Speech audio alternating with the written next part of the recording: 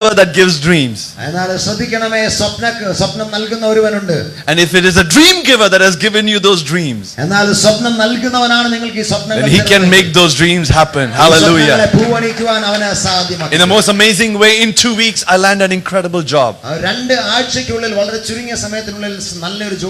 start making a lot of money.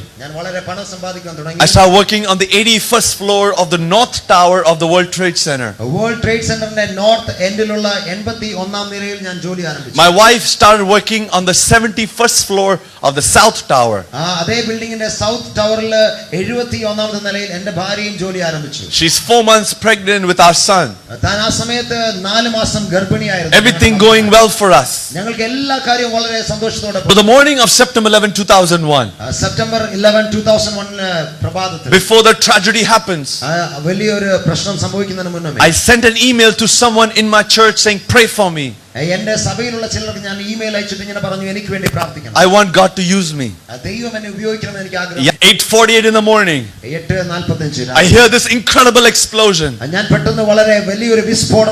thought my eardrums would burst. This is American Flight 11. Flying coast to coast, this huge jet plane comes crashing into our tower. As it crashed in, it tore all the walls. Jet fuel spreads throughout our floor. Smoke all around us, making it hard to breathe. We started fighting our way through the fire. And we finally make our way to the stairwell. Thousands of people on that stairwell. The fear of death written on every face. I'm thinking about my wife who works on the other tower. I'm trying to reach her through my cell phone, and I cannot reach her. I borrow the phones of all the people running down with me, but none of the cell phones would work. We hear another explosion. This is the second plane crashing into the second tower. It took me more than an hour to come down 81 floors. Reach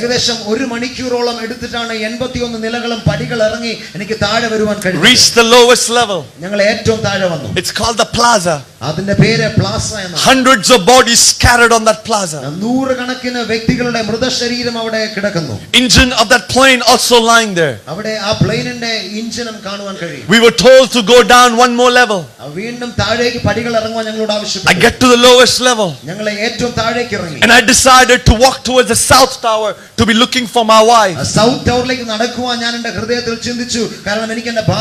And that's when the unthinkable, the unimaginable happens. As I get close to that building, I realize that the ground around me is shaking. An incredible roar, as if there was a bomb that had just imploded. But this was not a bomb. The building I had approached, that tower was collapsing. Imagine being 15-20 feet away from a building. That is 110 floors in height.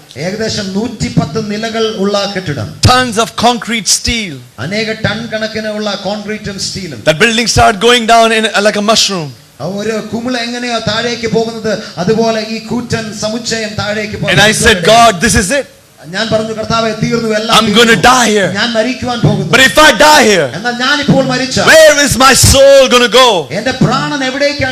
My dear brothers and sisters, when death comes knocking at your door, all the money that you loaded in your fixed deposit accounts will mean nothing. The cars that you bought and you drove around will mean nothing.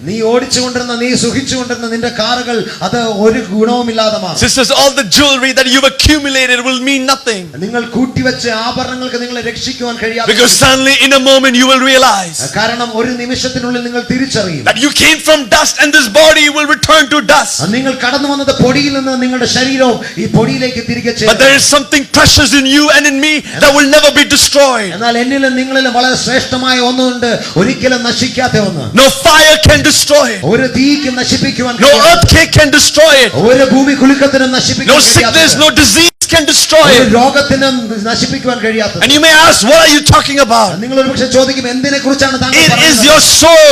Your soul will never ever be destroyed. But then 15-20 people with me. എന്നാൽ ഏകദേശം 15-20 പേർ എൻ്റെ ചുറ്റുമുണ്ട്. We had all huddled together. ഞങ്ങൾ എല്ലാവരും ഒരുമിച്ച് കൂടി നിന്നു. I'm on top of these men and women. There are men and women on top of me. ഞാൻ ചിലരുടെ മുകളിൽ കയറി നിൽക്കുന്നു, അവർ എൻ്റെ മുകളിലാണ്. All of them screaming. Everyone thought we were going to die. എല്ലാവരും നിലവിളിച്ചുകൊണ്ടിരിക്കുന്നു. എല്ലാവരുടെയും ചിന്ത ഒന്ന് മാത്രം, ഞങ്ങൾ മരിക്കുവാൻ. And there's a verse from this Bible that comes to my mind. എൻ്റെ മനസ്സിലേക്ക് ഓടി വരുന്ന ബൈബിളിൽ ഒരു വാക്യം ഇങ്ങനെ. Romans 10:13. റോമർ 10:13. Whosoever shall call upon the name of the Lord shall be saved. ക്രിസ്തുവിന്റെ നാമത്തെ വിളിച്ചപേക്ഷിക്കുന്ന ഏവനുമോ അവൻ രക്ഷ പ്രാപിക്കുക തന്നെ ചെയ്യും. So I started crying out, Jesus. ഞാൻ നിലവിളിക്കാൻ തുടങ്ങി, കരയുവാൻ തുടങ്ങി. These people are with me. ഈ കൂട്ടുകാരനോടൊപ്പമുണ്ട്. And I felt the Lord saying, where are they going without Jesus? ഞാൻ ചിന്തിക്കാൻ തുടങ്ങി, ഇവരെവിടേക്കാണ് പോകുന്നത് യേശുവില്ലാതെ. As I started crying out, Jesus. ഞാൻ കരയുവാൻ തുടങ്ങി, യേശുവേ. Not one tried to argue with me or debate with me. ഒരാൾ പോലും എന്നോട് വാക്ക് തർക്കത്തിനായിട്ട് വന്നില്ല. Have you been in a place where you try to share Jesus and they've tried to debate with you? നിങ്ങൾ യേശുവിനെ കുറിച്ച് പറഞ്ഞപ്പോൾ ആരെങ്കിലും നിങ്ങളോട് വാക്ക് തർക്കത്തിന് വന്നിട്ടുണ്ടോ?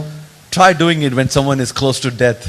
മരണത്തിന് അടുക്കുമ്പോൾ, മരണത്തെ അഭിമുഖീകരിക്കുമ്പോൾ നിങ്ങൾ പറഞ്ഞു നോക്കുക. No, nobody tried to argue or debate with me. ഇല്ല, ആരും എന്നോട് വാക്ക് തർക്കത്തിന് വന്നില്ല. Nobody called upon any other God. മറ്റാരും ഒരു ദൈവത്തിന്റെയും നാമം വിളിച്ചില്ല.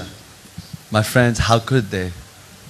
എങ്ങനെയാണ് സഹോദരങ്ങളെ അവർക്ക് കഴിയുന്നത്? How could they? അവർക്ക് എങ്ങനെ കഴിയും? Because the Bible you and I believe in കാരണം ഞാൻ നിങ്ങൾ വിശ്വസിക്കുന്നത് says there's only one way. അത് പറയുന്ന ഒരേ ഒരു വഴി. Only Jesus could say, I am the way, the truth and the life. യേശുവിന് മാത്രമേ പറയുവാൻ കഴിഞ്ഞുള്ളൂ, ഞാൻ തന്നെ വഴിയും സത്യവും ജീവനുമെന്ന്. Muhammad said, pray 5 times looking towards Mecca. Muhammad പറഞ്ഞു, മക്കയെ നോക്കി ദിനവും 5 നേരം നിസ്കരിക്കുവിൻ. Follow the 5 pillars of Islam. 5 pillars നിങ്ങൾ ഫോളോ ചെയ്യണം. ഇസ്ലാമിന്റെ Krishna and all the Hindu leaders read the books that we've given you. Hindu leaders പറയും, നിങ്ങൾക്ക് ഞങ്ങൾ തന്നിരിക്കുന്ന ബുക്കുകൾ നിങ്ങൾ വായിക്കുക. New Age says follow your bliss. New age പറയും, നിങ്ങൾ അതിനെ അനുഗമിക്കുക. Whatever you want, just follow it. നിങ്ങൾക്ക് എന്തൊക്കെ വേണം അതിനെയൊക്കെ അനുഗമിക്കുക. But only Jesus said follow me.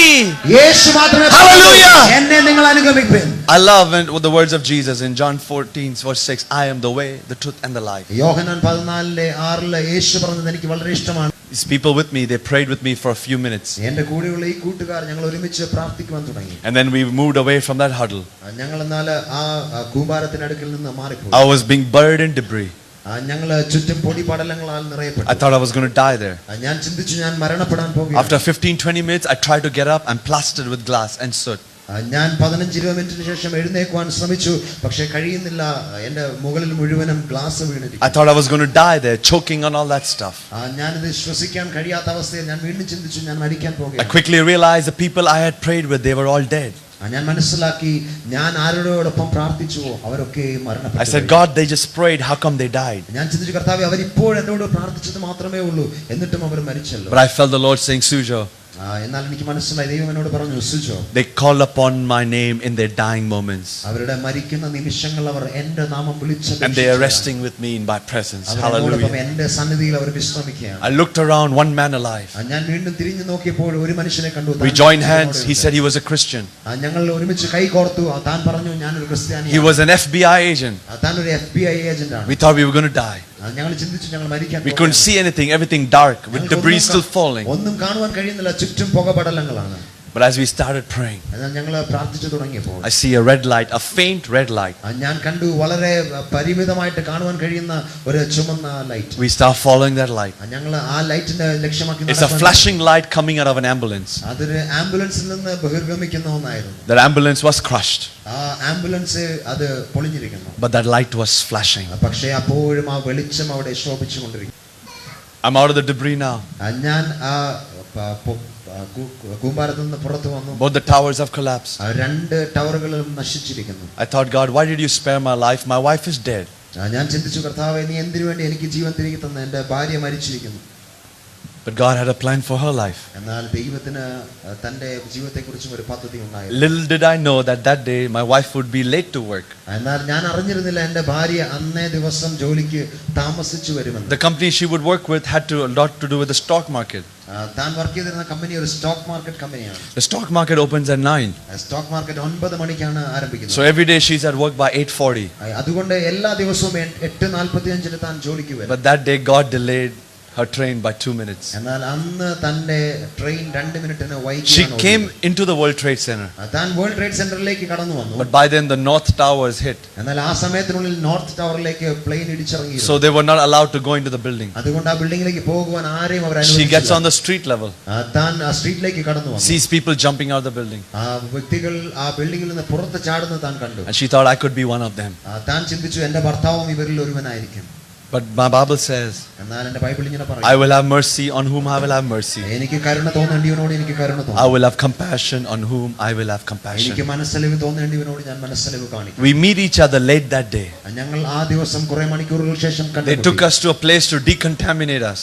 ഞങ്ങളെ അപ്രകാരം പുനഃസ്ഥാപിക്കുവാൻ വേണ്ടി അവർ ഞങ്ങളെ ഒരു ദേശത്തേക്ക് കൊണ്ടുപോയി. And late that night when we got home, ഞങ്ങൾ അന്ന് രാത്രി വീട്ടിൽ തിരികെ I said, God, I'm done with corporate America. ഞാൻ പറഞ്ഞു കർത്താവേ ഈ അമേരിക്കയിൽ ഞാൻ വിട പറയാൻ പോകുകയാണ്. I want to be a preacher of the good news of Jesus Christ.